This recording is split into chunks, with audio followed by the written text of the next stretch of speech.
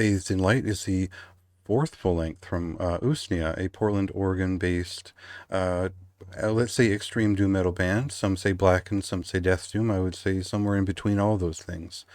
Now, this is a band that sparked up kind of at the best point within the sort of early 2010s emergence of sludge metal influenced death doom metal bands, and that includes very well known bands today like Bell Witch.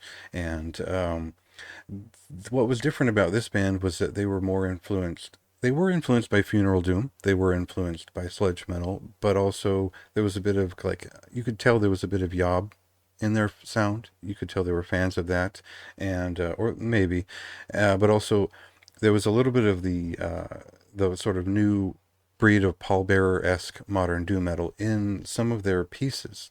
Now, they started out writing 20-minute songs, 15-minute songs, and it was a different thing. It was a sludge metal band, basically, and an extreme one who took influences from Funeral Doom, and that was kind of what was in, what was it, what was great at, about 2012, 2013. So, uh, all of that changed when they signed to Relapse and they sort of focused in on their own sound, which was both a little bit more unique and included more of the ideas of the four members. So we'll get to the first clip here, and then I'll explain where things went from there.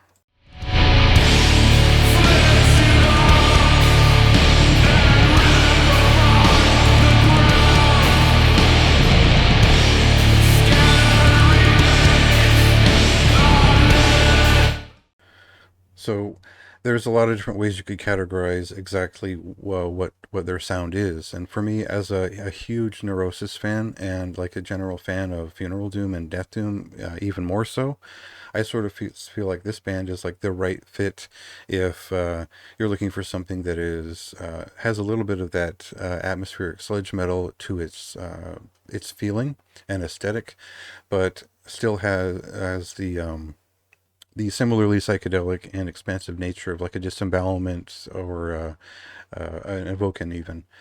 Now, that puts them alongside bands like Forn and Jupiterian in my mind, but not quite. I think when their 2017 record released, their third record and second big huge double LP for Relapse, I describe them as a death metal Minsk. And if you know who Minsk are, that's a post metal band essentially, but a very subtle one and a really appreciated one when they were around.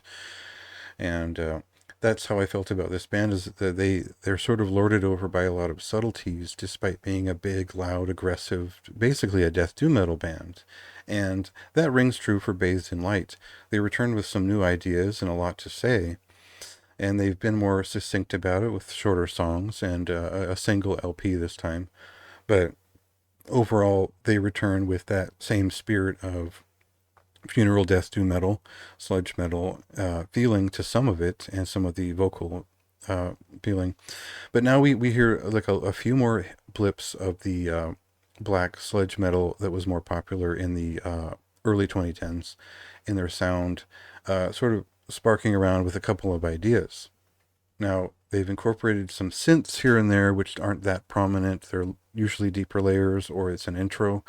And they've tried to work in some death rock and post-punk influences, but those won't be glaring right away. You're going to have to hit From Soot and Pyre and one or two other later songs in the album to really get that feeling. And it's not really the big spectacle of the album. It's just an additional trait that's kind of cool that keeps it interesting as it goes along.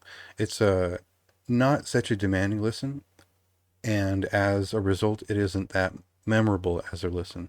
I think that it the previous two records really forced me to get in and immerse, and this one just pulled me in and pulled me under with its general undertow, but it didn't demand that I paid much attention until later on in the second half of the album, at least for my taste. So um, it really hits a very clear spot of resonance and importance, and there's a lot to say in the kind of the lyrical affect of it, but there's nothing that will really pull you out of this experience into something truly special if you've heard a lot of this type of music. I think that it's not that it's generic or uninteresting or anything like that, but it's a subtle album. It's a grower. It takes some patience to really pull into what they're doing and start to appreciate really the nuance where this band has always been kind of more notable in terms of their songwriting and like vocal expression and whatnot. So that's a funny thing to say because you're going to listen to it and it's going to be a big, loud death doom metal album, basically. But when you get there, you'll understand that the best parts are kind of the quiet parts, kind of the interstitial moments that help the album stand out in the long term. So, check it out next week when it releases, and check out the review to see kind of what I think about it. There are plenty of preview songs floating around if you want to get deeper into your impression of it. So there you go.